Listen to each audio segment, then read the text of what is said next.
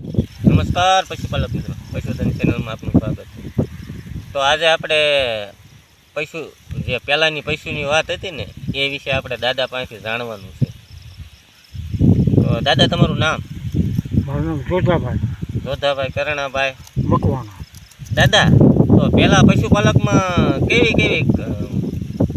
કેવું હતું પહેલાંના વખતમાં? પહેલાંના વખતમાં પશુપાલક વગરનો કોઈ માણસ હતો જ નહીં.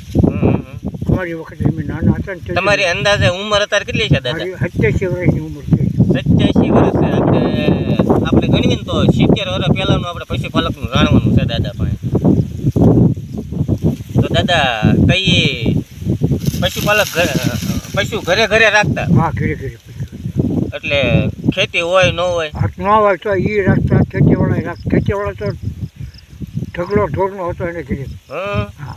અને પશુપાલન ને તો દાદા આવું ડેરીઓ ને એવું કઈ દૂધનું હતું નહીં, બરોબર? ડેરીનું એવું. મારી વખતમાં મેં 2 રૂપિયાનું શેર ઘી લીધેલું છે. 2 રૂપિયાનું શેર ઘી? હા, શેર ઘી 2 રૂપિયા. અને દૂધના 8 આના. 8 આના એટલે 50 પૈસા. 50 પૈસા. એટલે દાદા, તે દૂધનું સેલિંગ કેવી રીતના થતું?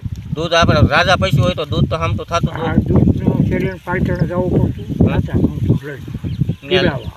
પીલાવા? હા, મલાઈ કાઢી દે હા. અને દૂધ ત્યાં દેતા આવે. બરોબર. એટલે એ મલાઈ પછી આપણે પાછી ઘરે લેતા હોય? મલાઈ આપણે વેસાથી લઈ દઈએ.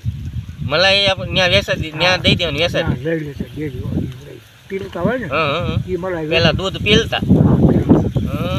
પીલા જાય એટલે મલાઈ નીકળી જાય. મલાઈ નીકળી દૂધ વધે એટલે એ દૂધ હોટલમાં આવી જાય. આપણે સાની હોટલોમાં? હોટલ. બરોબર. પેલા આવી પ્રોસેસ થતી. દાદા, તો તમારે શું પહેલાં કાંઈ અનુભવ હતું આમ પશુ વિશે કાંઈ? અત્યારે પશુપાલકને શું ધ્યાન રાખવું જોઈએ પશુમાં? પશુમાં તો પહેલાં કરતાં અત્યારે કેટલું ઓલું? અત્યારે તો વધારે વિજ્ઞાન વધ્યું છે. વિજ્ઞાન? હા. અત્યારે ભૂસા ન આવે. હા, ભૂસા આવવા ગયું એટલે દૂધ ન આવે. વાત તમે આપણા માણસ ભૂસા હોય કામ કરીએ ન કરી એમ એને તમે ન પેટ પૂરું આપો તો દૂધ આવે નહીં. ન એ વાત થાય છે. પેટ પૂરું ભલે જે કાંઈ ખાંડને જીવા જોવા. અમારી વખતમાં તો ચોખ્ખો ટોપરાનો ખોળ. ચોખ્ખો ટોપરાનો ખોળ? ટોપરું જ આવતો ઓલા વાટક્યા? હા, ચોખ્ખો એમાં વાટક્યા નીકળતા. ચોખ્ખો ટોપરાનો ખોળ, વરાળી કપાસ્યા. એ કપાસ્યો અત્યારે જોવા રીતમાં. કેવો કપાસ? વરાળી કપાસ. કપાસ્યા અત્યારે કે જોવા. પેલા ખોરાક હાંસા હતા ને દાદા? ખોરાક એ વરાળી કપાસ્યો ટોપરાનો ખોળ ગયો એટલે માખણનો પીળો મોટો આવવા ઉઠતો. એટલે માખણ હેનું ઉઠે કાંઈ આપણે તમે જો એમ બધું કેમિકલ વાળું વસ્તુ છે. અને મારી વખતમાં અત્યારે ઘીમાં ભેળસેળ કરી કરવા કરે છે. અને જે આમાં તમે જો આમ દૂધમાં ઘીમાં ભેળસેળ કરતા હોય એ કોઈ સીધી કલ્યાણ થાય નહીં. એમાં કાંઈ હોય જ નહીં. તેના વાત કરું ન્યાયથી હાલે ને એની જ ભક્તિ હાલે. 2 રૂપિયા તમે વધારે લ્યો ને એ પોહા. હા, એ પણ પાણી નાખવું. આપણે પૈસા પૂરા લેવાના તો વસ્તુ હારી દેવાની છે ને. સવાલ જ નહીં ને, પૈસા માણસો પૂરા દેતા હોય તો વસ્તુ આપણે હારી દેવાની પડે.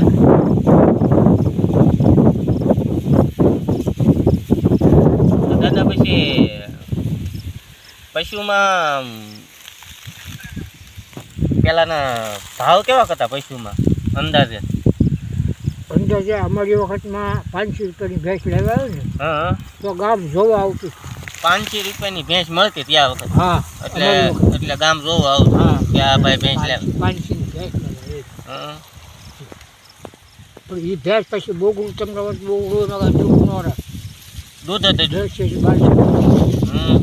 એના 500 રૂપિયા આવે.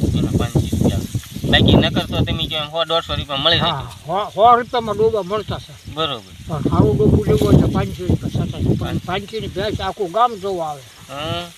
ફલાણાભાઈ 500 ભેંસ લેવા. દાદા, એક એવી પહેલાંની વાત છો આ બધી પશુપાલક વિશેની. તો આ વિડીયો સારો લાગે તો શેર કરજો, લાઈક કરજો, કોમેન્ટ કરજો અને પશુપાલક સુધી પહોંચજો. દાદા, અમારા પશુપાલકને પહેલાં 70 વર્ષ પહેલાંની વાત કરી એ બદલ ખૂબ ખૂબ તમારો આભાર. ધન્યવાદ.